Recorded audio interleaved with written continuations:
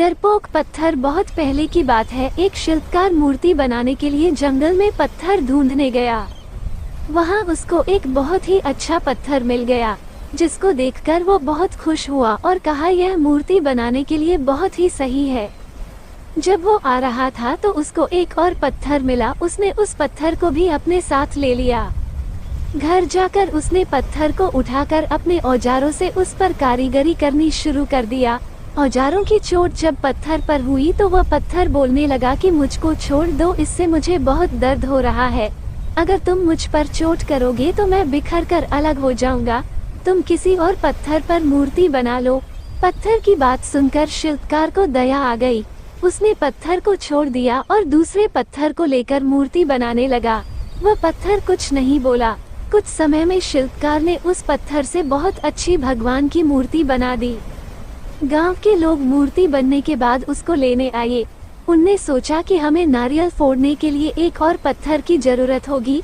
उन्होंने वहां रखे पहले पत्थर को भी अपने साथ ले लिया। मूर्ति को ले जाकर उन्होंने मंदिर में सजा दिया और उसके सामने उसी पत्थर को रख दिया। अब जब भी कोई व्यक्ति मंदिर में दर्शन करने आता तो मूर्ति को फूलों से पूजा करता, दूध से स्नान कराता और उस पत्थर पर नारियल फोड़ता था। जब लोग उस पत्थर पर नारियल फोड़ते तो बहुत परेशान होता, उसको दर्द होता और वो चिल्लाता, लेकिन कोई उसकी सुनने वाला नहीं था। उस पत्थर ने मूर्ति बने पत्थर से बात करी और कहा कि तुम तो बड़े मजे से हो, लोग तो तुम्हारी पूजा करते हैं, तुमको दूध से स्नान कराते हैं और लड्डुओं का प्रसाद चढ़ाते हैं, लेकिन मेरी तो किस्मत ही खराब है, मुझ पर लोग नारियल फोड़ कर जाते हैं। इस पर मूर्ति बने पत्थर ने कहा कि जब शिल्पकार तुम पर कारीगरी कर रहा था, यदि तुम उस समय उसको नहीं रोकते तो आज मेरी जगह तुम होते, लेकिन तुमने आसान रास्ता चुना, इसलिए अभी तुम दुख उठा रहे हो। उस पत्थर को मूर्ति बने पत्थर की बात समझ आ गई थी। उसने कहा कि अब से मैं भी कोई शिकायत नहीं करूँगा। इसके बाद लोग आकर उस पर नारियल फोड़ते, नारियल टूटने से उस पर भी नारियल का पानी गिरता और अब लोग मूर्ति को प्रसाद का भोग लगाकर उस पत्थर पर रखने लगे। इस कहानी से सीख मिलती है कि हमें कभी भी कठिन परिस्थितियों से घबराना नहीं चाहिए। एक टोकरी भर मिट्टी। किसी श्रीमान जमींदार के महल के पास एक गरीब अनाथ विधवा की झोपड़ी थी। जमींदार साहब को अपने महल का अहाता उस झोपड़ी तक बढ़ाने की इच्छा हुई। विधवा से बहुतेरा कहा कि अपनी झोपड़ी हटा ले, पर वह तो कई जमाने से वहीं बसी थी। उसका प्रिय पति और इकलौता पुत्र भी उसी झोपड़ी में मर गया था। पतोहू भी एक 5 बरस की कन्याओं को छोड़कर चल बसी थी। अब यही उसकी पोती इस वृद्धाकाल में एकमात्र आधार थी। जब उसे अपनी पूर्व स्थिति की याद आ जाती तो मारे दुख खा के फूट फूट कर रोने लगती थी, और जब से उसने अपने श्रीमान पड़ोसी की इच्छा का हाल सुना, तब से वो मृतप्राय हो गई थी। उस झोपड़ी में उसका मन लग गया था कि बिना मरे वहां से वो निकलना नहीं चाहती थी। श्रीमान के सब प्रयत्न निष्फल हुए, तब वे अपनी जमींदारी चाल चलने लगे।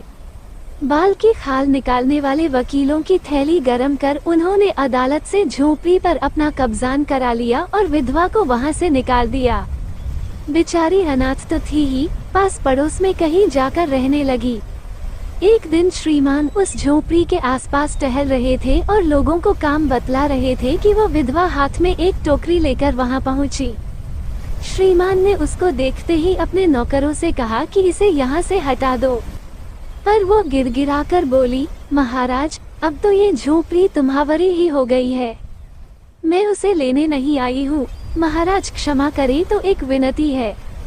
जमींदार साहब के सिर हिलाने पर उसने कहा, जब से यह झोपड़ी छूटी है तब से मेरी पोती ने खाना पीना छोड़ दिया है। मैंने बहुत कुछ समझाया पर वो एक नहीं मानती, यही कहा करती है कि अपने घर चल, वही रोटी खाऊंगी। अब मैंने ये सोचा कि इस झोपड़ी में से एक टोकरी भर मिट्टी लेकर उसी का चूल्हा बनाकर रोटी पकाऊंगी, इससे भरोसा है कि वो रोटी खाने लगेगी। महाराज कृपा करके आज्ञा दीजिए तो इस टोकरी में मिट्टी ले आऊं। श्रीमान ने आज्ञा दे दी। विधवा झोपड़ी के भीतर गई।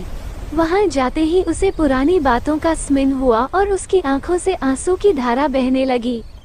अपने आंतरिक दुख ख को किसी तरह संभाल कर उसने अपनी टोकरी मिट्टी से भर ली और हाथ से उठाकर बाहर ले आई। फिर हाथ जोड़कर श्रीमान से प्रार्थना करने लगी, महाराज कृपा करके इस टोकरी को जरा हाथ लगाइए जिससे कि मैं उसे अपने सिर पर धर लूं। जमींदार साहब पहले तो बहुत नाराज हुए, पर जब वो बार बार हाथ जोड़ने लगी और पैरों पर गिरने लगी तो उनके मन में कुछ दया आ गई। किसी नौकर से न कहकर आप ही स्वयं टोकरी उठाने आगे बढ़े। ज्यों ही टोकरी को हाथ लगाकर ऊपर उठाने लगे त्यों ही देखा कि यह काम उनकी शक्ति के बाहर है। फिर तो उन्होंने अपनी सब ताकत लगाकर टोकरी को उठाना चाहा, पर जिस स्थान पर टोकरी रखी थी वहां से वो एक हाथ भी ऊंची न हुई। वो लज्जित होकर कहने लगे, नहीं, ये टोकरी हमसे न उठाई जाएगी। ये सुनकर विधवा ने कहा, महाराज नाराज न हो, आपसे एक टोकरी भर मिट्टी नहीं उठाई जाती और इस झोपड़ी में तो हजारों टोकरियां मिट्टी पड़ी है, उसका भार आप जन्मस भर क्यों का उठा सकेंगे? आप ही इस बात पर विचार कीजिए। जमींदार साहब धन मद से गर्वित हो अपना कर्तव्य भूल गए थे, पर विधवा के उपर्युक्तर वचन सुनते ही उनकी आंखें खुल गईं। कृतकर्म का पश्चाताप कर उन्होंने विधवा से क्षमा मांगी और उसकी झोपड़ी वापस दे दी। हार की जीत माँ को अपने बेटे, साहूकार को अपने देनदार और किसान को अपने लहलहाते खेत देखकर जो आनंद आता है, वही आनंद बाबा भारती को अपना घोड़ा देखकर आता था। भगवत भजन से जो समय बचता वो घोड़े को अर्पण हो जाता। वो घोड़ा बड़ा सुंदर था, बड़ा बलवान, उसके जोड़ का घोड़ा सारे इलाके में न था। बाबा भारती उसे सुल्तान कहकर पुकारते, अपने हाथ से खरहरा करते, खुद दाना खिलाते और देख देख कर प्रसन्न होते थे। ऐसे लगन, ऐसे प्यार, ऐसे स्नेह से कोई सच्चा प्रेमी अपने प्यारे को भी न चाहता होगा। उन्होंने अपना सब कुछ छोड़ दिया था, रुपया, माल, असबाब, जमीन, यहाँ तक कि उन्हें नागरिक जीवन से भी घृणा थी। अब गांव से बाहर एक छोटे से मंदिर में रहते और भगवान का भजन करते थे, परंतु सुल्तान से बिछुड़ने की वेदना उनके लिए असह्य थी। मैं इसके बिना नहीं रह सकूंगा, उन्हें ऐसी भ्रांति सी हो गई थी। वे उसकी चाल पर लट्टू थे, कहते, ऐसे चलता है जैसे मोर घन घटा को देखकर नाच रहा हो। गांवों के लोग इस प्रेम को देखकर चकित थे, कभी कभी कंखियों से इशारे भी करते थे, परंतु बाबा भारती को इसकी परवाह न थी। जब तक संध्या समय सुल्तान पर चढ़कर 8-10 मील का चक्कर न लगा लेते, उन्हें चैन न आता। खड्ग सिंह उस इलाके का प्रसिद्ध डाकू था, लोग उसका नाम सुनकर कांपते थे।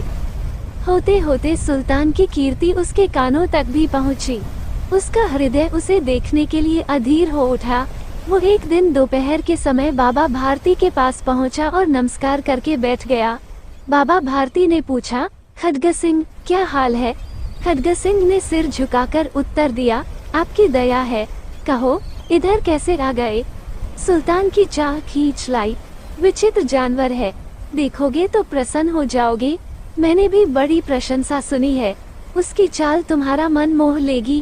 कहते हैं देखने में भी बहुत सुंदर है। क्या कहना, जो उसे एक बार देख लेता है उसके हृदय पर उसकी छवि अंकित हो जाती है।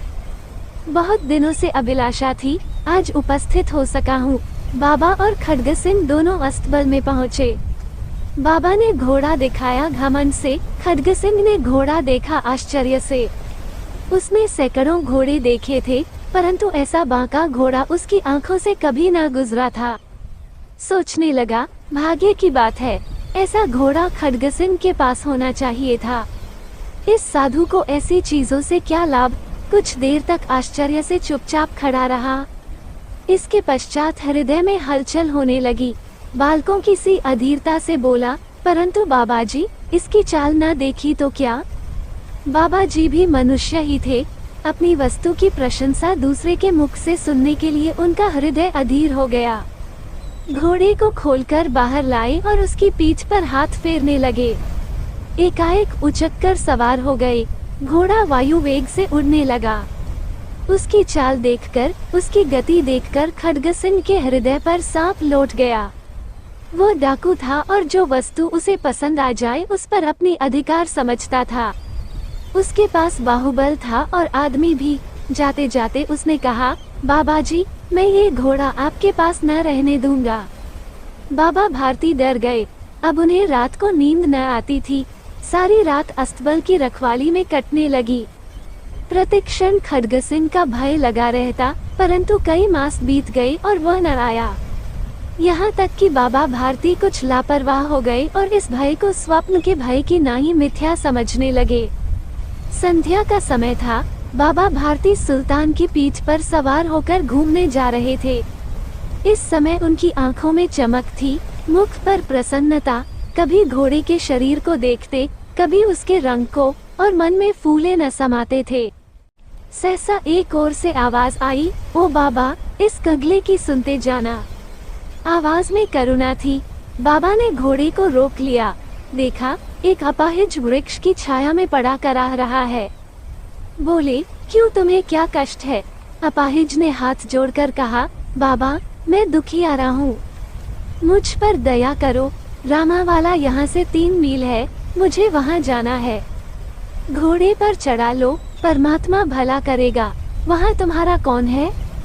दुर्गादत्त वैद्य का नाम आपने सुना होगा, मैं उनका सौतेला भाई हूँ। बाबा भारती ने घोड़े से उतरकर अपाहिज को घोड़े पर सवार किया और स्वयं उसकी लगाम पकड़कर धीरे धीरे चलने लगे। सहसा उन्हें एक झटका सा लगा और लगाम हाथ से छूट गई। उनके आश्चर्य का ठिकाना न रहा जब उन्होंने देखा कि अपाहिज घोड़े की पीठ पर तनकर बैठा और घोड़े को दौड़ाए लिए जा रहा है। उनके मुख से भय, विस्मय और निराशा से मिली हुई चीख निकल गई। वो अपाहिज डाकू खड्ग सिंह था। बाबा भारती कुछ देर तक चुप रहे और कुछ समय पश्चात कुछ निश्चय करके पूरे बल से चिल्लाकर बोले, जरा ठहर जाओ। खड्ग सिंह ने यह आवाज सुनकर घोड़ा रोक लिया और उसकी गर्दन पर प्यार से हाथ फेरते हुए कहा, बाबा जी, ये घोड़ा अब न दूंगा, परंतु एक बात सुनते जाओ। खड्ग सिंह ठहर गया। बाबा भारती ने निकट जाकर उसकी ओर ऐसी आंखों से देखा जैसे बकरा कसाई की ओर देखता है और कहा, ये घोड़ा तुम्हारा हो चुका है। मैं तुमसे इसे वापस करने के लिए न कहूँगा, परंतु खड्ग सिंह, केवल एक प्रार्थना करता हूँ, इसे अस्वीकार न करना, नहीं तो मेरा दिल टूट जाएगा। बाबा जी, आज्ञा कीजिए, मैं आपका दास हूँ, केवल ये घोड़ा न दूंगा। अब घोड़े का नाम न लो। मैं तुमसे इस विषय में कुछ न कहूँगा। मेरी प्रार्थना केवल ये है कि इस घटना को किसी के सामने प्रकट न करना। खड्ग सिंह का मुंह आश्चर्य से खुला रह गया। उसका विचार था कि उसे घोड़े को लेकर यहाँ से भागना पड़ेगा, परंतु बाबा भारती ने स्वयं उसे कहा कि इस घटना को किसी के सामने प्रकट न करना। इससे क्या प्रयोजन सिद्ध हो सकता है? खड्ग सिंह ने बहुत सोचा, बहुत सिर मारा, परंतु कुछ समझ न सका। हारकर उसने अपनी आंखें बाबा भारती के मुख पर गड़ा दी और पूछा, बाबा जी, इसमें आपको क्या डर है? सुनकर बाबा भारती ने उत्तर दिया, लोगों को यदि इस घटना का पता लग गया तो वो किसी गरीब पर विश्वास न करेंगे। और यह कहते कहते उन्होंने सुल्तान की ओर से इस तरह मुंह मोड़ लिया जैसे उनका उससे कभी कोई संबंध ही न रहा हो। बाबा भारती चले गए, परंतु उनके शब्द खड्ग सिंह के कानों में उसी प्रकार गूंज रहे थे। सोचता था, कैसे ऊंचे विचार हैं, कैसा पवित्र भाव है। उन्हें इस घोड़े से प्रेम था। इसे देखकर उनका मुख फूल की नाई खिल जाता था। कहते थे, इसके बिना मैं रह न सकूंगा। इसकी रखवाली में वे कई रात सोए नहीं। भजन भक्ति न कर रखवाली करते रहे, परंतु आज उनके मुख पर दुख की रेखा तक दिखाई न पड़ती थी। उन्हें केवल ये ख्याल था कि कहीं लोग गरीबों पर विश्वास करना न छोड़ दें।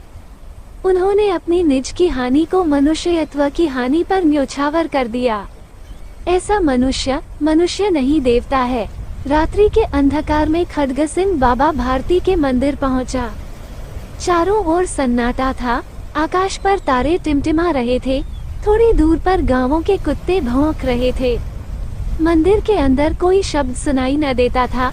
खड्ग सिंह सुल्तान की बाग पकड़े हुए था। वह धीरे धीरे अस्तबल के फाटक पर पहुंचा। फाटक किसी वियोगी की आंखों की तरह चौपट खुला था। किसी समय वहां बाबा भारती स्वयं लाठी लेकर पहरा देते थे, परंतु आज उन्हें किसी चोरी, किसी डाके का भय न था। हानि ने उन्हें हानि की तरफ से बेपरवाह कर दिया था। खड्गसिंह ने आगे बढ़कर सुल्तान को उसके स्थान पर बांध दिया और बाहर निकलकर सावधानी से फाटक बंद कर दिया। इस समय उसकी आंखों में नेकी के आंसू थे। अंधकार में रात्रि ने तीसरा पहर समाप्त किया और चौथा पहर आरंभ होते ही बाबा भारती ने अपनी कुटिया से बाहर निकल ठंडे जल से स्नान किया। उसके पश्चात इस प्रकार जैसे कोई स्वप्न में चल रहा हो, उनके पांव अस्तबल की ओर मुड़े, परंतु फाटक पर पहुंचकर उनको अपनी भूल प्रतीत हुई। साथ ही घोर निराशा ने पांवों को मन भर का भारी बना दिया। वे वहीं रुक गए। घोड़े ने अपने स्वामी के पांवों की चाप को पहचान लिया और जोर से हिनहिनाया। अब बाबा भारती दौड़ते हुए अंदर घुसे और अपने घोड़े के गले से लिपटकर इस प्रकार रोने लगे जैसे बिछुड़ा हुआ पिता चिरकाल के पश्चात पुत्र से मिलकर रोता है। बार बार उसकी पीठ पर हाथ फेरते, बार बार उसके मुंह पर थपकियां देते और कहते थे, अब कोई गरीबों की सहायता से मुंह न मोड़ेगा। थोड़ी देर के बाद जब वो अस्तबल से बाहर निकले तो उनकी आंखों से आंसू बह रहे थे। ये आंसू उसी भूमि पर ठीक उसी जगह गिर रहे थे जहां बाहर निकलने के बाद खड्गसिंह खड़ा रोया था। दोनों के आंसुओं का उसी भूमि की मिट्टी पर परस्पर मिलाप हो गया। राजा भोज का सपना वो कौन सा मनुष्य है जिसने महाप्रतापी राजा भोज महाराज का नाम न सुना हो। उसकी महिमा और कीर्ति तो सारे जगत में व्याप रही है और बड़े बड़े महिपाल उसका नाम सुनते ही कांप उठते थे और बड़े बड़े भूपति उसके पांव पर अपना सिर नवाते। सेना उसकी समुद्र की तरंगों का नमूना और खजाना उसका सोने चांदी और रत्नों की खान से भी दूना। उसके दान ने राजा कर्ण को लोगों के जी से बुलाया और उसके न्याय ने विक्रम को भी लजाया। कोई उसके राजभर में भूखा न सोता और न कोड उघाड़ा रहने पाता। जो सत्तू मांगने आता उसे मोतीचूर मिलता और जो गजी चाहता उसे मलमल दिया जाता। पैसे की जगह लोगों को अशर्फियां बांटता और मेह की तरह भिखारियों पर मोती बरसाता। एक एक श्लोक के लिए ब्राह्मणों को लाख लाख रुपया उठा देता और एक एक दिन में लाख लाख गोदान करता। 1.25 लाख ब्राह्मणों को शतरस भोजन करा के तब आप खाने को बैठता। तीर्थयात्रा, स्नान, दान और व्रत उपवास में सदा तत्पर रहता। बड़े बड़े चंद्रायन किए थे और बड़े बड़े जंगल पहाड़ छान डाले थे। एक दिन शरद ऋतु में संध्या के समय सुंदर फुलवाड़ी के बीच स्वच्छ पानी के कुंड के तीर जिसमें कुमुद और कमलों के बीच जल पक्षी कलोले कर रहे थे, रत्न घटाव जटित सिंहासन पर कोमल तकिए के सहारे स्वस्थ चित बैठा हुआ महलों की सुनहरी कलसियां लगी हुई संगमरमर की गुंजियों के पीछे से उदय होता हुआ पूर्णिमा का चांद देख रहा था और निर्जन एकांत होने के कारण मन ही मन में सोचता कि अहो, मैंने अपने कुल को ऐसा प्रकाश किया जैसे सूर्य से इन कमलों का विकास होता है।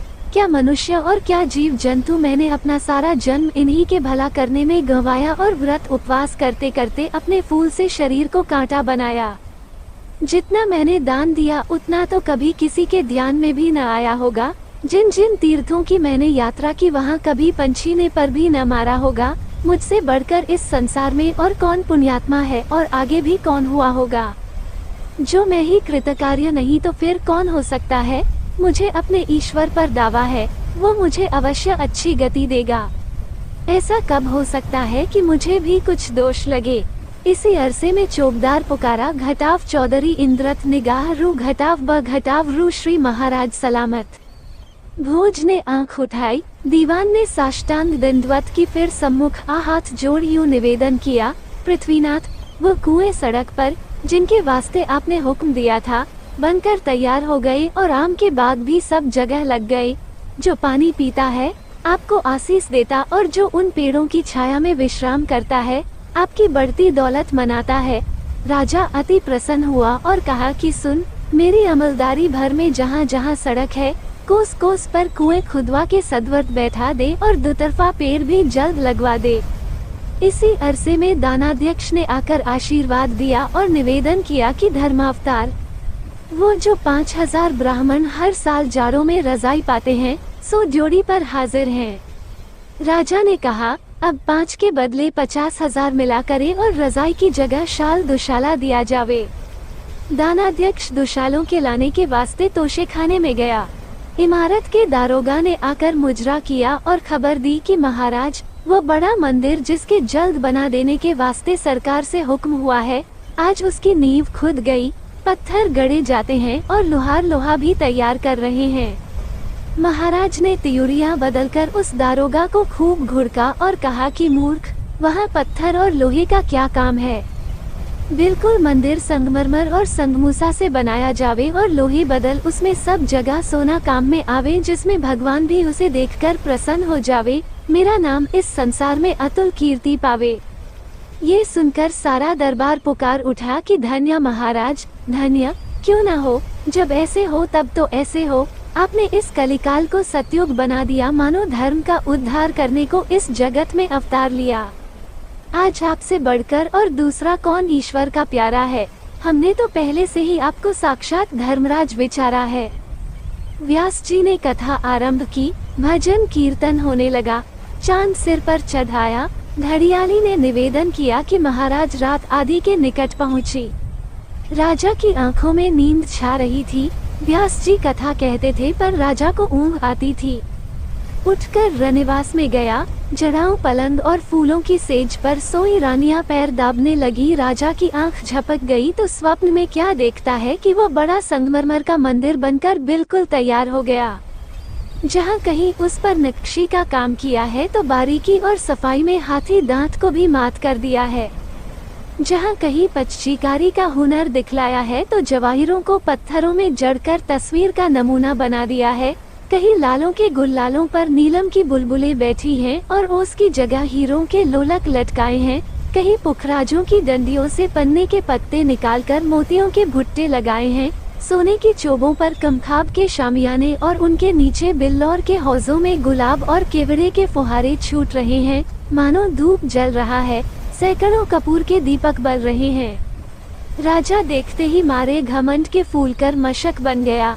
कभी नीचे, कभी ऊपर, कभी दाहिने, कभी बाएं निगाह करता और मन में सोचता कि क्या अब इतने पर भी मुझे कोई स्वर्ग में से रोकेगा या पवित्र पुण्यात्मा न कहेगा।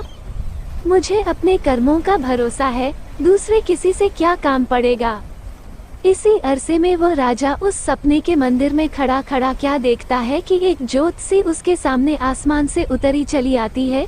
उसका प्रकाश तो हजारों सूर्यों से भी अधिक है, परंतु जैसे सूरज को बादल घेर लेता है, इस प्रकार उसने मुंह पर घूंघट डाल लिया है। नहीं तो राजा की आंखें कब उस पर ठहर सकती थी, वरन इस घूंघट पर भी मारे चकाचौंध के झपकी चली जाती थी। राजा उसे देखते ही कांप उठा और लड़खड़ाती सी जुबान से बोला कि हे महाराज, आप कौन हैं और मेरे पास किस प्रयोजन से आए हैं। उस देव पुरुष ने बादल की गरज के समान गंभीर उत्तर दिया कि मैं सत्य हूँ, मैं अंधों की आंखें खोलता हूँ, मैं उनके आगे से धोखे की पट्टी हटाता हूँ, मैं मृग तृष्णा के भटके हुओं का भ्रम मिटाता हूँ और सपने के भूले हुओं को नींद से जगाता हूँ। हे भोज, यदि कुछ हिम्मत रखता है तो आ, हमारे साथ आ और हमारे तेज के प्रभास से मनुष्यों के मन के मंदिरों का भेद ले। इस समय हम तेरे ही मन को जांच रहे हैं। राजा के जी पर एक अजब दहशत सी छा गई। नीची निगाहें करके गर्दन खुजाने लगा। सत्य बोला, भोज, तू डरता है, तुझे अपने मन का हाल जानने में भी भय लगता है। भोज ने कहा कि नहीं, इस बात से तो नहीं डरता, क्योंकि जिसने अपने तही नहीं जाना उसने फिर क्या जाना सिवाय इसके। मैं तो आप चाहता हूँ कि कोई मेरे मन की थाह लेवे और अच्छी तरह से जांचे। मारे व्रत और उपवासों के मैंने अपना फूल घटाव सा शरीर कूटा बनाया। ब्राह्मणों को दान दक्षिणा देते देते सारा खजाना खाली कर डाला। कोई तीर्थ बाकी न रखा, कोई नदी या तालाब नहाने से न छोड़ा। ऐसा कोई आदमी नहीं है जिसकी निगाह में मैं पवित्र पुण्यात्मा न ठहरूं। सत्य बोला, ठीक, पर भोज, ये तो बतला कि तू ईश्वर की निगाह में क्या है। क्या हवा में बिना धूप त्रिसरेणु कभी दिखलाई देते हैं? पर सूरज की किरण पड़ते ही कैसे अनगिनत चमकने लग जाते हैं। क्या कपड़े से छाने हुए मैले पानी में किसी को कीड़े मालूम पड़ते हैं, पर जब खुर्दबीन शीशे को लगाकर देखो तो एक एक बूंद में हजारों ही जीव सूझने लग जाते हैं। बस जो तू उस बात के जानने से जिसे अवश्य जानना चाहिए डरता नहीं तो आ, मेरे साथ आ, मैं तेरी आंखें खोलूंगा।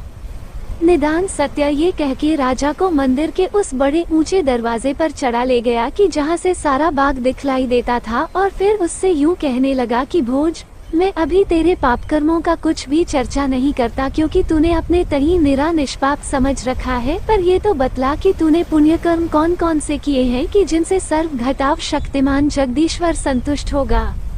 राजा ये सुन के अत्यंत प्रसन्न हुआ। ये तो मानो उसके मन की बात थी। पुण्य कर्म के नाम से उसके चित्त को कमल घटाव सा खिला दिया। उसे निश्चय था कि पाप तो मैंने चाहे किया हो चाहे न किया हो, पर पुण्य मैंने इतना किया कि भारी से भारी पाप भी उसके पासंग में न ठहरेगा। राजा को वहाँ उस समय सपने में 3 पेड़ बड़े ऊंचे ऊंचे अपनी आंख के सामने दिखाई दिए, फलों से इतने लदे हुए कि मारे बोझ के उनकी टहनियां धरती तक झुक गई थी। राजा उन्हें देखते ही हरा हो गया और बोला कि सत्य, ये ईश्वर की भक्ति और जीवों की दया अर्थात ईश्वर और मनुष्य दोनों की प्रीति के पेड़ हैं। देख, फलों के बोझ से धरती पर नए जाते हैं। ये तीनों मेरे ही लगाए हैं। पहले में तो ये सब लाल लाल फल मेरे दान से लगे हैं, और दूसरे में वह पीले मेरे न्यास से, और तीसरे में ये सब सफेद फल मेरे तप का प्रभाव दिखलाते हैं। मानो उस समय चारों ओर से यह ध्वनि राजा के कान में चली आती थी कि धन्य हो महाराज, धन्य हो, आज तुम सा पुण्यात्मा दूसरा कोई नहीं। तुम साक्षात धर्म के अवतार हो। इस लोक में भी तुमने बड़ा पद पाया है और उस लोक में भी तुम्हें इससे अधिक मिलेगा। तुम मनुष्य और ईश्वर दोनों की आंखों में निर्दोष और निष्पाप हो। सूर्य के मंडल में लोग कलंक बतलाते हैं, पर तुम पर एक छींटा भी नहीं लगाते। सत्य बोला कि भोज, जब मैं इन पेड़ों के पास से आया था जिन्हें तू ईश्वर की भक्ति और जीवों की दया के बतलाता है, तब तो उनमें फल फूल कुछ भी नहीं था, निरे ठूठ से खड़े थे। ये लाल, पीले और सफेद फल कहाँ से आ गए? ये सचमुच उन पेड़ों में फल लगे हैं या तुझे फुसलाने और खुश करने को किसी ने उनकी टहनियों से लटका दिए हैं? चल उन पेड़ों के पास चलकर देखें तो सही। मेरी समझ में तो ये लाल लाल फल जिन्हें तू अपने दान के प्रभाव से लगे बतलाता है, यश और कीर्ति फैलाने की चाह अर्थात प्रशंसा पाने की इच्छा ने इस पेड़ में लगाए हैं। निदान जो हो, सत्य ने उस पेड़ को छूने को हाथ बढ़ाया। राजा सपने में क्या देखता है कि वह सारे फल जैसे आसमान से ओले गिरते हैं, एक आन की आन में धरती पर गिर पड़े। धरती सारी लाल हो गई, पेड़ों पर सिवाय पत्तों के और कुछ न रहा। सत्य ने कहा कि राजा, जैसे कोई किसी चीज को मोम से चिपकाता है, उसी तरह तूने अपने बुलाने को, प्रशंसा पाने की इच्छा से यह फल इस पेड़ पर लगा दिए थे। सत्य के तेज से वहाँ मोम गल गया, पेड़ ठूठ का ठूठ रह गया। जो कुछ तूने दिया और किया सब दुनिया के दिखलाने और मनुष्यों से प्रशंसा पाने के लिए। केवल ईश्वर की भक्ति और जीवों की दया से तो कुछ भी नहीं दिया। यदि कुछ दिया हो या किया हो तो तू ही क्यों नहीं बतलाता? मूर्ख, इसी के भरोसे पर तो फूला हुआ स्वर्ग में जाने को तैयार हुआ था। भोज ने एक ठंडी सांस ली। उसने तो औरों को भूला समझा था, पर वह सबसे अधिक भूला हुआ निकला। सत्य से उस पेड़ की तरफ हाथ बढ़ाया जो सोने की तरह चमकते पीले पीले फलों से लदा हुआ था। सत्य का हाथ पास पहुंचते ही इसका भी वही हाल हो गया जो पहले का हुआ था। सत्य बोला कि राजा, इस पेड़ में ये फल तूने अपने बुलाने को, स्वर्ग को यथार्थ सिद्ध करने की इच्छा से लगा लिए थे। कहने वाले ने ठीक कहा है कि मनुष्य मनुष्य के कर्मों से उसके मन की भावना का विचार करता है और ईश्वर मनुष्य के मन की भावना के अनुसार उसके कर्मों का हिसाब लेता है। तू अच्छी तरह जानता है कि यही न्याय तेरे राज्य की जड़ है। जो न्याय न करे तो फिर वो राज्य तेरे हाथ में क्यों कर रह सके? जिस राज्य में न्याय नहीं वह तो बेघटाव नींव का घर है, बुढ़िया के दांतों की तरह हिलता है, अब गिरा तब गिरा। मूर्ख, तू ही क्यों नहीं बतलाता कि यह तेरा न्याय स्वार्थ सिद्ध करने और सांसारिक सुख पाने की इच्छा से है अथवा ईश्वर की भक्ति और जीवों की दया से? भोज की पेशानी पर पसीना हो आया, आंखें नीची कर ली, जवाब कुछ न बन पड़ा। तीसरे पेड़ की पारी आई। सत्य का हाथ लगते ही उसकी भी वही हालत हुई। राजा अत्यंत लज्जित हुआ। सत्य ने कहा कि मूर्ख, ये तेरे तप के फल कदापि नहीं, इनको तो इस पेड़ पर तेरे अहंकार ने लगा रखा था। वो कौन सा व्रत व तीर्थ यात्रा है जो तूने निहंकार केवल ईश्वर की भक्ति और जीवों की दया से किया हो? तूने ये तप इसी वास्ते किया कि जिसमें तू अपने तई औरों से अच्छा और बढ़ के विचारे। ऐसे ही तप पर गोबर गणेश, तू स्वर्ग मिलने की उम्मीद रखता है, पर ये तो बतला कि मंदिर की उन मुंडेरों पर वे जानवर से क्या दिखलाई देते हैं? कैसे सुंदर और प्यारे मालूम होते हैं, पर तो उनके पन्ने के हैं और गर्दन फिरोजे की, दुम में सारे किस्म के जवाहिर जड़ दिए हैं। राजा के जी में घमंड की चिड़िया ने फिर फुरफुरी ली, मानो बुझते हुए दिए की तरह जगमगा उठा। जल्दी से जवाब दिया कि हे सत्य, ये जो कुछ तो मंदिर की मुंडेरों पर देखता है मेरे संध्या वंदन का प्रभाव है। मैंने जो रातों जाग जाग कर और माथा रगड़ते रगड़ते इस मंदिर की देहली को घिसाकर ईश्वर की स्तुति वंदना और विनती प्रार्थना की है, वही अब चिड़ियों की तरह पंख फैलाकर आकाश को जाती है, मानो ईश्वर के सामने पहुंचकर अब मुझे स्वर्ग का राजा बनाती हैं। सत्य ने कहा कि राजा, दीनबंधु करुणा सागर श्री जगन्नाथ जगदीश्वर अपने भक्तों की विनती सदा सुनता रहता है, और जो मनुष्य शुद्ध हृदय और निष्कपट होकर नम्रता और श्रद्धा के साथ अपने दुष्कर्मों का पश्चाताप अथवा उनके क्षमा होने का टुक भी निवेदन करता है, वो उसका निवेदन उसी दम सूर्य चांद को बेद का पार हो जाता है। फिर क्या कारण कि यह सब आप अब तक मंदिर की मुंडेर ही पर बैठे रहे? चल देखे तो सही, हम लोगों के पास जाने पर आकाश तो उड़ जाते हैं या उसी जगह पर परकटे कबूतरों की तरह फड़फड़ाया करते हैं। भोज डरा लेकिन सत्य का साथ न छोड़ा।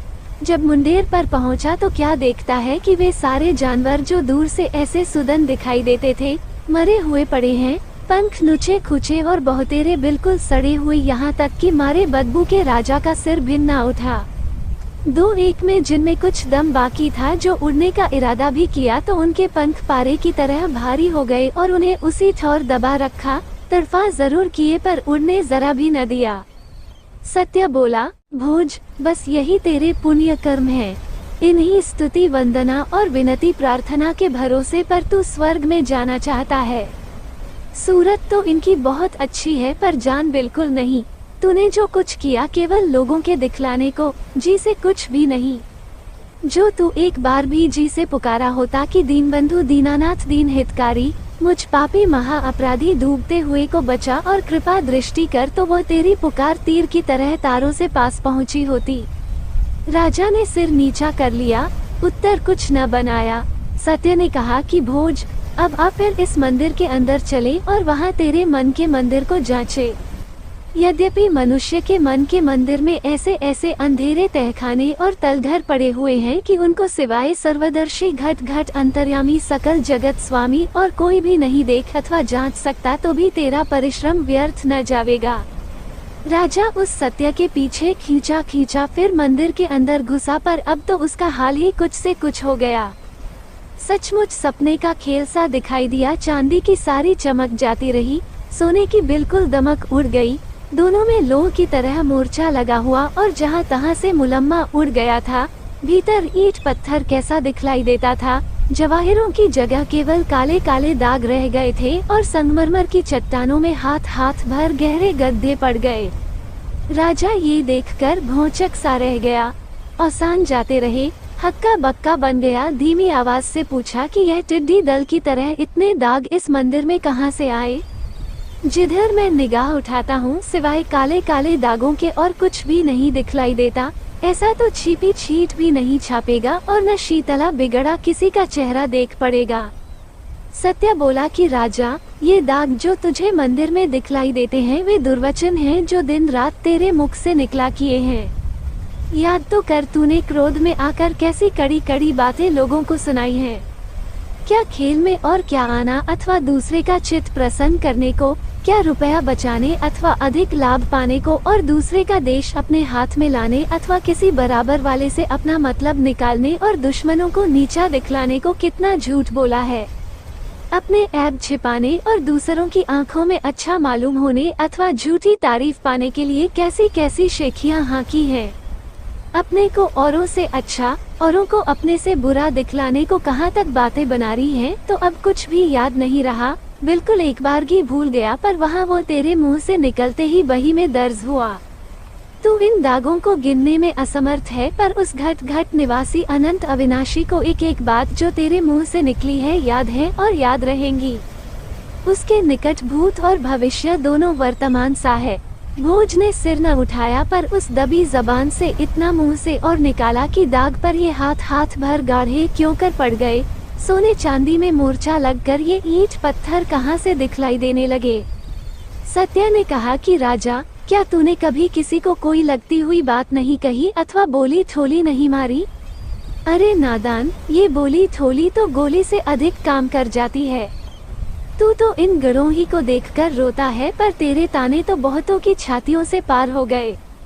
जब अहंकार का मोर्चा लगा तो फिर ये दिखलावे का मुलम्मा कब तक ठहर सकता है? स्वार्थ और अश्रद्धा का ईंट पत्थर प्रकट हो आया।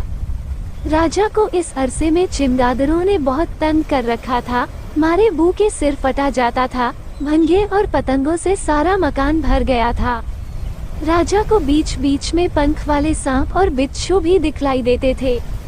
राजा घबराकर चिल्ला उठा कि यह मैं किस आफत में पड़ा, इन कमबख्तों को यहाँ किसने आने दिया? सत्या बोला, राजा, सिवाय तेरे इनको यहाँ कौन आने देगा? तू ही तो इन सबको लाया है, ये सब तेरे काम की बुरी वासना है। तूने समझा था कि जैसे समुद्र में लहरें उठा और मिटा करती हैं, उसी तरह मनुष्य के मन में भी संकल्प की मौज उठकर मिट जाती है। पर रे मूल, याद रख कि आदमी के चित्त में ऐसा सोच विचार कोई नहीं आता तो जगतकर्ता प्राणदाता परमेश्वर के सामने प्रत्यक्ष नहीं हो जाता। ये चमगादड़ और भंगे और सांप बिच्छू और कीड़े मकोड़े जो तुझे दिखलाई देते हैं, संकल्प विकल्प हैं जो दिन रात तेरे अंतःकरण में उठा किए और उन्हीं चमगादड़ और भंगे और सांप बिच्छू और कीड़े मकोड़ों की तरह तेरे हृदय के प्रकाश में उड़ते रहे। क्या कभी तेरे जी में किसी राजा की ओर से कुछ द्वेष नहीं रहा था? उसके मुल्क माल पर लोभ नहीं आया था? अपनी बड़ाई का अभिमान नहीं हुआ या दूसरे की सुंदर स्त्री देखकर उस पर दिल न चला? राजा ने एक बड़ी लंबी ठंडी सांस ली और अत्यंत निराश होकर वह बात कही कि इस संसार में ऐसा कोई मनुष्य नहीं है जो कह सके कि मेरा हृदय शुद्ध और मन में कुछ भी पाप नहीं। इस संसार में निष्पाप रहना बड़ा कठिन है। जो पुण्य करना चाहते हैं उनमें भी पाप निकल आता है। इस संसार में पाप से रहित कोई भी नहीं, ईश्वर के सामने पवित्र पुण्यात्मा कोई भी नहीं। सारा मंदिर वरन सारी धरती आकाश गूंज उठा, कोई भी नहीं, कोई भी नहीं। सत्य ने जो आंख उठाकर उस मंदिर की एक दीवार की तरफ देखा तो वो उसी संगमरमर से आईना बन गया। राजा से कहा कि अब जो इस आईने का भी तमाशा देख और जो कर्तव्य कर्मों के न करने से तुझे पाप लगे हैं उनका भी हिसाब ले। राजा उस आईने में क्या देखता है? जिस प्रकार बरसात की बड़ी हुई किसी नदी के जल के प्रवाह में बहे जाते हैं, उस प्रकार अनगिनत सूरतें एक ओर से निकलती और दूसरी ओर अलोप होती चली जाती हैं। कभी तो राजा को वे सब भूखे और नंगे आईने में दिखलाई देते, जिन्हें राजा खाने पहनने को दे सकता था पर न देकर दान का रुपया उन्हीं हटे कट्टे मोटे मुसटंड खाते पीते हुओं को देता रहा जो उसकी खुशामद करते थे या किसी की सिफारिश ले आते थे या उसके कारदारों को घूस देकर मिला लेते थे या सवारी के समय मांगते मांगते और शोरगुल मचाते मचाते उसे तंग कर डालते थे या दरबार में आकर उसे लज्जा के भंवर में गिरा देते थे या झूठा छापा तिलक लगाकर उसे मक के जाल में फंसा लेते थे या जन्मपत्र में भले बुरे ग्रह बतलाकर कुछ धमकी भी दिखला देते थे या सुंदर कविता और श्लोक पढ़कर उसके चित्त को लुभाते थे। कभी वे दीन दुखी दिखलाई देते जिन पर राजा के कारदार जुल्म किया करते थे और उसने कुछ भी उसकी तहकीकात और उपाय न की। कभी उन बीमारों को देखता जिनका चंगा करा देना राजा के इख्तियार में था। कभी वे व्यथा के जले और विपत्ति के मारे दिखलाई देते जिनका जी राज के दो बात कहने से ठंडा और संतुष्ट हो सकता था। कभी अपने लड़के और लड़कियों को देखता जिन्हें वह पढ़ा लिखा कर अच्छी अच्छी बातें सिखाकर बड़े बड़े पापों से बचा सकता था।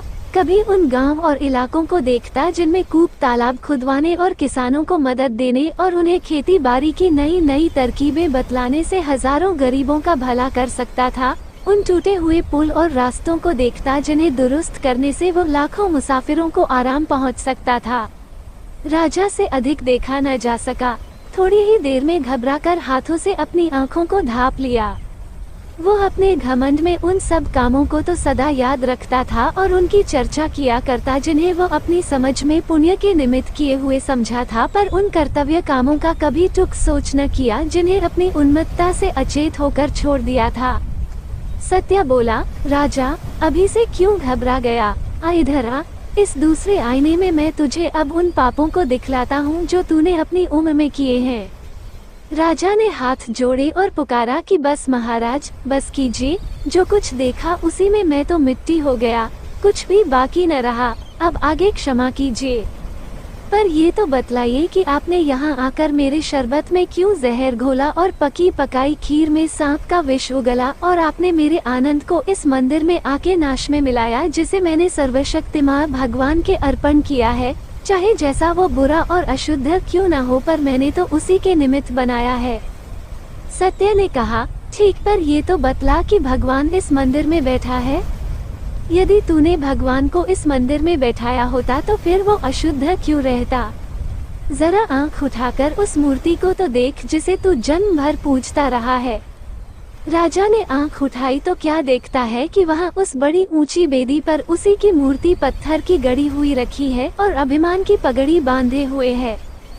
सत्य ने कहा कि मूर्ख, तूने जो काम किए केवल अपनी प्रतिष्ठा के लिए।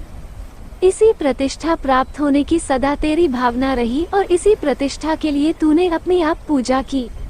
रे मूर्ख, सकल जगत स्वामी घट घट अंतर्यामी क्या ऐसे मन रूपी मंदिर में भी अपना सिंहासन बिछने देता है जो अभिमान और प्रतिष्ठा प्राप्ति की इच्छा इत्यादि से भरा है? ये तो उसकी जली पड़ने योग्य है। सत्य का इतना कहना था कि सारी पृथ्वी एक बारगी कांप उठी, मानो उसी दम टुकड़ा टुकड़ा होना चाहती थी। आकाश में ऐसा शब्द हुआ कि जैसा प्रलय काल का मेघ गरजा। मंदिर की दीवार चारों ओर से अड़ाड़ा गिर पड़ी, मानो उस पापी राजा को दबा लेना चाहती थी, और उस अहंकार की मूर्ति पर ऐसी एक बिजली गिरी कि वो धरती पर औधे मुँह आ पड़ी। त्राही त्राही माम, मैं डूबा, कह के भोज जो चिल्लाया, आंख उसकी खुल गई और सपना सपना हो गया। इस अरसे में रात बीतकर आसमान के किनारों पर लाली दौड़ हुई थी। चिड़िया चहचहा रही थी। एक ओर से शीतल मंद सुगंध पवन चली थी, दूसरी ओर से बीन और मृदंग की ध्वनि। बंदीजन राजा का जस गाने लगे, हरकारे हर तरफ काम को दौड़े, कमल खिले, कुमुद कुम्हालाए। राजा पलंग से उठा, पर जी भारी, माथा थामे हुए। न हवा अच्छी लगती थी, न गाने बजाने की सुध बुध थी। उठते ही पहले ये हुक्म दिया कि इस नगर में जो अच्छे पंडित हों, जल्द उनको मेरे पास लाओ। मैंने एक सपना देखा है कि जिसके आगे अब यह सारा राग सपना मालूम होता है। उस सपने के स्मरण से ही मेरे रोंगटे खड़े हुए होते हैं। राजा के मुख से हुक्म निकलने की देर थी। चौबदार ने 3 पंडितों को, उस समय वशिष्ठ, याज्ञवल्क्य और बृहस्पति के समान प्रख्यात थे, बात की बात में राजा के सामने ला खड़ा किया। राजा का मुंह पीला पड़ गया था, माथे पर पसीना हो आया था। पूछा कि वो कौन सा उपाय है जिससे ये पापी मनुष्य ईश्वर के कोप से छुटकारा पावे। उनमें से एक बड़े बूढ़े पंडित ने आशीर्वाद देकर निवेदन किया कि धर्मराज धर्मावतार, ये भय तो आपके शत्रुओं को होना चाहिए। आपसे पवित्र पुण्यात्मा के जी में ऐसा संदेह क्यों उत्पन्न हुआ? आप अपने पुण्य के प्रभाव का जामा पहन के बेखटके परमेश्वर के सामने जाइए। न तो वो कहीं से फटा फटा है और न किसी जगह से मैला कुचला हुआ है। राजा क्रोध करके बोला कि बस अधिक अपनी वाणी को परिश्रम न दीजिए और इसी दम अपने घर की राह लीजिए। क्या आप फिर उस पर्दे को डालना चाहते हैं जो सत्य ने मेरे सामने से हटाया, और बुद्धि की आंखों को बंद करना चाहते हैं जिन्हें सत्य ने खोला? उस पवित्र परमात्मा के सामने अन्याय कभी नहीं ठहर सकता।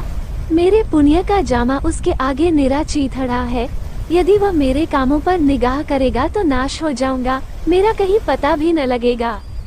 इसी में दूसरा पंडित बोल उठा कि महाराज, परब्रह्म परमात्मा जो आनंद स्वरूप है, उसकी दया के सागर का कब किसी ने वारा पार पाया है?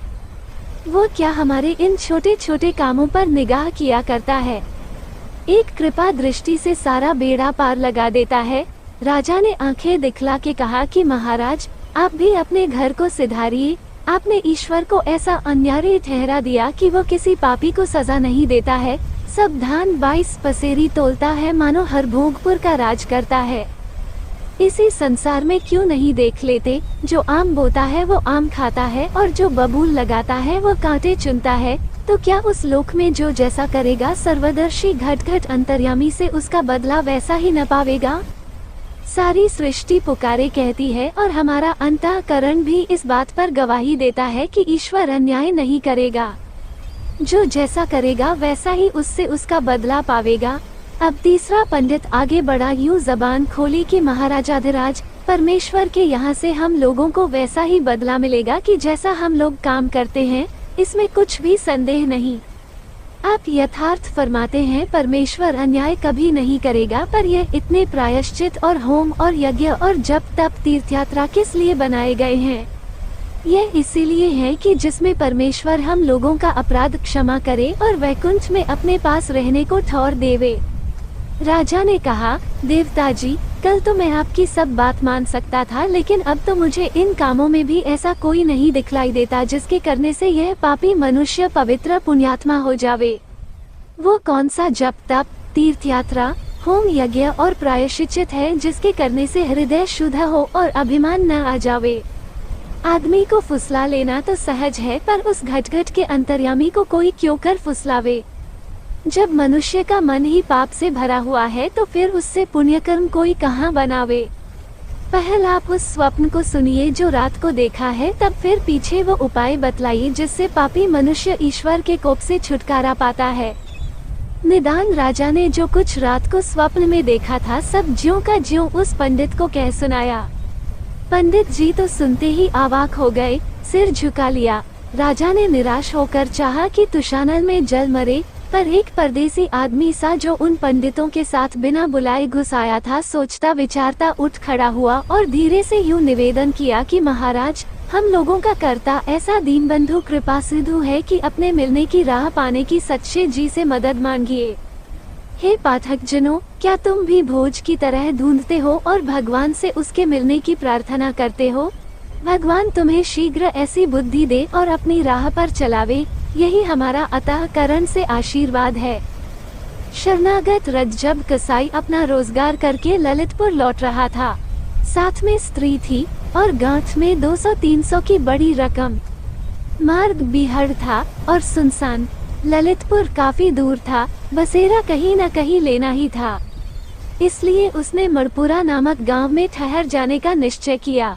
उसकी पत्नी को बुखार हो आया था, रकम पास में थी और बैलगाड़ी किराए पर करने में खर्च ज्यादा पड़ता, इसलिए रज्जब ने उस रात आराम कर लेना ही ठीक समझा। परंतु ठहरता कहाँ, जात छिपाने से काम नहीं चल सकता था। उसकी पत्नी नाक और कानों में चांदी की बालियां डाले थी और पैजामा पहने थी। इसके सिवा गांव के बहुत से लोग उसको पहचानते भी थे। वो उस गांव के बहुत से कर्मण्य और अकर्मण्य धोर खरीद कर ले जा चुका था। अपने व्यवहारियों से उसने रात भर के बसेरे के लायक स्थान की याचना की। किसी ने भी मंजूर न किया। उन लोगों ने अपने धोर रज्जब को अलग अलग और लुके छिपे बेचे थे। ठहरने में तुरंत ही तरह तरह की खबरें फैलती, इसलिए सबों ने इनकार कर दिया। गांव में एक गरीब ठाकुर रहता था। थोड़ी सी जमीन थी जिसको किसान जोते हुए थे, जिसका हल बैल कुछ भी न था, लेकिन अपने किसानों से 2-3 साल का पेशगी लगान वसूल कर लेने में ठाकुर को किसी विशेष बाधा का सामना नहीं करना पड़ता था।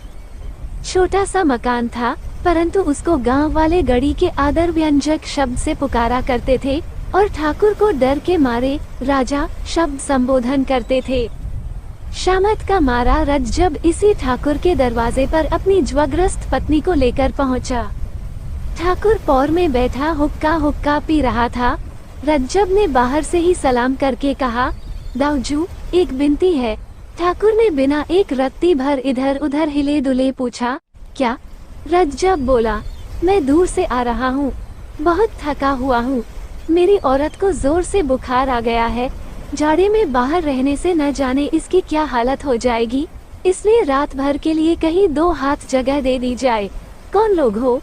ठाकुर ने प्रश्न किया। हूँ तो कसाई, रज्जब ने सीधा उत्तर दिया। चेहरे पर उसके बहुत गिड़गिड़ाहट थी। ठाकुर की बड़ी बड़ी आंखों में कठोरता छा गई। बोला, जानता है ये किसका घर है? यहाँ तक आने की हिम्मत कैसे की तूने? रज्जब ने आशा भरे स्वर में कहा, ये राजा का घर है, इसलिए शरण में आया हुआ हूँ। तुरंत ठाकुर की आंखों की कठोरता गायब हो गई। जरा नर्म स्वर में बोला, किसी ने तुमको बसेरा नहीं दिया है? नहीं महाराज, रज्जब ने उत्तर दिया। बहुत कोशिश की, परंतु मेरे खोटे पेशे के कारण कोई सीधा नहीं हुआ। और वो दरवाजे के बाहर ही एक कोने से चिपटकर बैठ गया। पीछे उसकी पत्नी कराहती, कांपती हुई गठरी सी बनकर सिमट गई। ठाकुर ने कहा, तुम अपनी चिलम लिए हो? हाँ सरकार, रज्जब ने उत्तर दिया। ठाकुर बोला, तब भीतर आ जाओ और तमाकू अपनी चिलम से पी लो। अपनी औरत को भीतर कर लो, हमारी पौर के एक कोने में पड़े रहना। जब वे दोनों भीतर आ गए तो ठाकुर ने पूछा, तुम कब यहाँ से उठकर चले जाओगे? जवाब मिला, अंधेरे में ही महाराज, खाने के लिए रोटियां बांधे हैं, इसलिए पकाने की जरूरत न पड़ेगी। तुम्हारा नाम? रज्जब। थोड़ी देर बाद ठाकुर ने रज्जब से पूछा, कहाँ से आ रहे हो? रज्जब ने स्थान का नाम बतलाया। वहाँ किस लिए गए थे? अपने रोजगार के लिए। काम तो तुम्हारा बहुत बुरा है। क्या करूं, पेट के लिए करना ही पड़ता है। परमात्मा ने जिसके लिए जो रोजगार नियत किया है, वही उसको करना पड़ता है। क्या नफा हुआ? प्रश्न करने में ठाकुर को जरा संकोच हुआ और प्रश्न का उत्तर देने में रज्जब को उससे बढ़कर। रज्जब ने जवाब दिया, महाराज, पेट के लायक कुछ मिल गया है। यूं ही। ठाकुर ने इस पर कोई जिद नहीं की। रज्जब एक क्षण बाद बोला, बड़े भोर उठकर चला जाऊंगा, तब तक घर के लोगों की तबीयत भी अच्छी हो जाएगी। इसके बाद दिन भर के थके हुए पति पत्नी सो गए। काफी रात गए। कुछ लोगों ने एक बंधे इशारे से ठाकुर को बाहर बुलाया। एक फटी सी रजाई ओढ़े ठाकुर बाहर निकल आया। आगंतुकों में से एक ने धीरे से कहा, दाऊजू, आज तो खाली हाथ लौटे हैं, कल संध्या का सगुन बैठा है। ठाकुर ने कहा, आज जरूरत थी, खैर कल देखा जाएगा। क्या कोई उपाय किया था? हाँ, आगंतुक बोला, एक कसाई रुपए की मोट बांधे इसी ओर आया है, परंतु हम लोग जरा देर में पहुँचे, वो खिसक गया। कल देखेंगे, जरा जल्दी। ठाकुर ने घृणा सूचक स्वर में कहा, कसाई का पैसा न छुएंगे। क्यों? बुरी कमाई है। उसके रुपयों पर कसाई थोड़े ही लिखा है, परंतु उसके व्यवसाय से वह रुपया दूषित हो गया है। रुपया तो दूसरों का ही है, कसाई के हाथ आने से रुपया कसाई नहीं हुआ। मेरा मन नहीं मानता, वो अशुद्ध है। हम अपनी तलवार से उसको शुद्ध कर लेंगे। ज्यादा बहस नहीं हुई। ठाकुर ने सोचकर अपने साथियों को बाहर का बाहर ही टाल दिया। भीतर देखा, कसाई सो रहा था और उसकी पत्नी भी। ठाकुर भी सो गया। सवेरा हो गया, परंतु रज्जब न जा सका। उसकी पत्नी का बुखार तो हल्का हो गया था, परंतु शरीर भर में पीड़ा थी और वो एक कदम भी नहीं चल सकती थी। ठाकुर उसे वहीं ठहरा हुआ देखकर कुपित हो गया। रज्जब से बोला, मैंने खूब मेहमान इकट्ठे किए हैं। गांव भर थोड़ी देर में तुम लोगों को मेरी पौर में टिका हुआ देखकर तरह तरह की बकवास करेगा। तुम बाहर जाओ। इसी समय रज्जब ने बहुत विनती की, परंतु ठाकुर न माना। यद्यपि गांव भर उसके दबदबे को मानता था, परंतु अन्य लोकमत दबदबा उसके भी मन पर था। इसलिए रज्जब गांव के बाहर सपत्नीक एक पेड़ के नीचे जा बैठा और हिंदू मात्र को मन ही मन कोसने लगा। उसे आशा थी कि आध पहर में उसकी पत्नी की तबीयत इतनी स्वस्थ हो जाएगी कि वह पैदल यात्रा कर सकेगी, परंतु ऐसा न हुआ। तब उसने एक गाड़ी किराए पर कर लेने का निर्णय किया। मुश्किल से एक चमार काफी किराया लेकर ललितपुर गाड़ी ले जाने के लिए राजी हुआ। इतने में दोपहर हो गई। उसकी पत्नी को जोर का बुखार हो आया। वह जाड़े के मारे थर थर कांप रही थी, इतनी कि रज्जब की हिम्मत उसी समय ले जाने की न पड़ी। गाड़ी में अधिक हवा लगने के भय से रज्जब ने उस समय तक के लिए यात्रा को स्थगित कर दिया, जब तक कि उस बेचारी की कम से कम कपकपी बंद न हो जाए। घंटे बाद उसकी कपकपी तो बंद हो गई, परंतु ज्वर बहुत तेज हो गया। रज्जब ने अपनी पत्नी को गाड़ी में डाल दिया और गाड़ीवान से जल्दी चलने को कहा। गाड़ीवान बोला, दिन भर तो यही लगा दिया, अब जल्दी चलने को कहते हो। रज्जब ने मिठास के स्वर में उससे फिर जल्दी करने के लिए कहा। वो बोला, इतने किराए में काम नहीं चलेगा, अपना रुपया वापस लो, मैं तो घर जाता हूँ। रज्जब ने दांत पीसे, कुछ क्षण चुप रहा, सचेत होकर कहने लगा, भाई, आफत सबके ऊपर आती है, मनुष्य मनुष्य को सहारा देता है, जानवर तो देते नहीं। तुम्हारे भी बाल बच्चे हैं, कुछ दया के साथ काम लो। कसाई को दया पर व्याख्यान देते सुनकर गाड़ीवान को हंसी आ गई। उसको टस से मज न होता देखकर रज्जब ने और पैसे दिए। तब उसने गाड़ी हाँकी। 5-6 मील चलने के बाद संध्या हो गई। गांव कोई पास में न था। रज्जब की गाड़ी धीरे धीरे चली जा रही थी। उसकी पत्नी बुखार में बेहोश सी थी। रज्जब ने अपनी कमर टटोली, रकम सुरक्षित बंधी पड़ी थी। रज्जब को स्मरण हो आया कि पत्नी के बुखार के कारण आंटी का कुछ बोझ कम कर देना पड़ा है, और स्मरण हो आया गाड़ीवान का वो हठ, जिसके कारण उसको कुछ पैसे व्यर्थ ही दे देने पड़े थे। उसको गाड़ीवान पर क्रोध था, परंतु उसको प्रकट करने की उस समय उसके मन में इच्छा न थी। बातचीत करके रास्ता काटने की कामना से उसने वार्तालाप आरंभ किया। गांव तो यहाँ से दूर मिलेगा, बहुत दूर, वहीं ठहरेंगे। किसके यहाँ? किसी के यहाँ भी नहीं, पेड़ के नीचे। कल सवेरे ललितपुर चलेंगे, कल को फिर पैसा मांग उठना। कैसे मांग उठूंगा? किराया ले चुका है, अब फिर कैसे मांगूंगा? जैसे आज गांव में हट करके मांगा था। बेटा, ललितपुर होता तो बतला देता। क्या बतला देते? क्या सेंट मेंट गाड़ी में बैठना चाहते थे? क्यों बे, क्या रुपए देकर भी सेंट मेंट का बैठना कहाता है? जानता है, मेरा नाम रज्जब है। अगर बीच में गड़बड़ करेगा तो नालायक को यही छुरे से काटकर कहीं फेंक दूंगा और गाड़ी लेकर ललितपुर चल दूंगा। रज्जब क्रोध को प्रकट नहीं करना चाहता था, परंतु शायद अकारण ही वह भली भांति प्रकट हो गया। गाड़ीवान ने इधर उधर देखा। अंधेरा हो गया था, चारों ओर सुनसान था। आसपास झाड़ी खड़ी थी। ऐसा जान पड़ता था कहीं से कोई अब निकला और अब निकला। रज्जब की बात सुनकर उसकी हड्डी कांप गई। ऐसा जान पड़ा मानो पसलियों को उसकी ठंडी छुरी छू रही हो। गाड़ीवान चुपचाप बैल को हाँकने लगा। उसने सोचा, गांव के आते ही गाड़ी छोड़कर नीचे खड़ा हो जाऊंगा और हल्ला गुल्ला करके गांव वालों की मदद से अपना पीछा रज्जब से छुड़ाऊंगा। रुपए पैसे भले ही वापस कर दूंगा, परंतु और आगे न जाऊंगा, कहीं सचमुच मार्ग में मार डाले। गाड़ी थोड़ी दूर और चली होगी कि बैल ठिठक कर खड़े हो गए।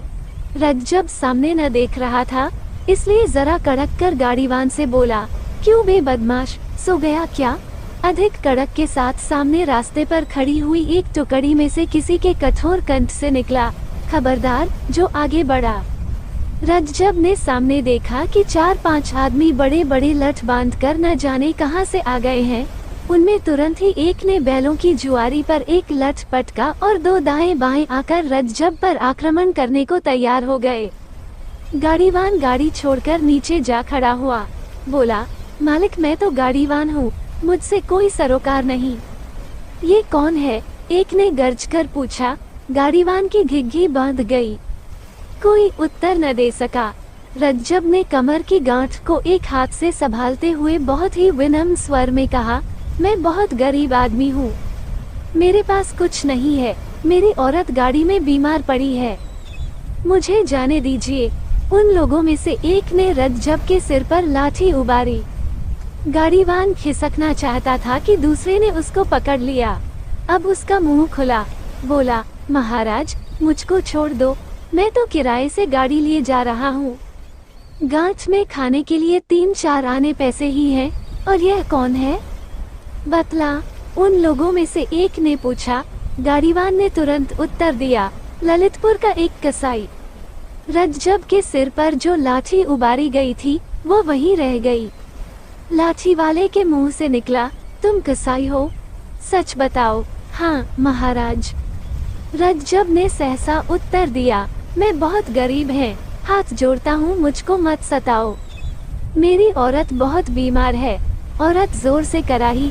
लाठी वाले उस आदमी ने अपने एक साथी से कान में कहा, इसका नाम रज्जब है, छोड़ो, चलिए यहाँ से।